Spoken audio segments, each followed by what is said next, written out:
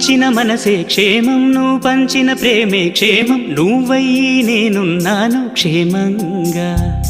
మనమాడిన ఆటలు సౌఖ్యం మనసాడిన మాటలు సౌఖ్యం మనమయ్యే కలలున్నాయి సౌఖ్యంగా నీ చదివిన నీ సందేశం నా చదువుకు భాగ్యంగా ప్రతి పదమునను ప్రత్యక్షం శత జన్మలలోనూ తరగని సౌభాగ్యంగా గంగా నిజంగా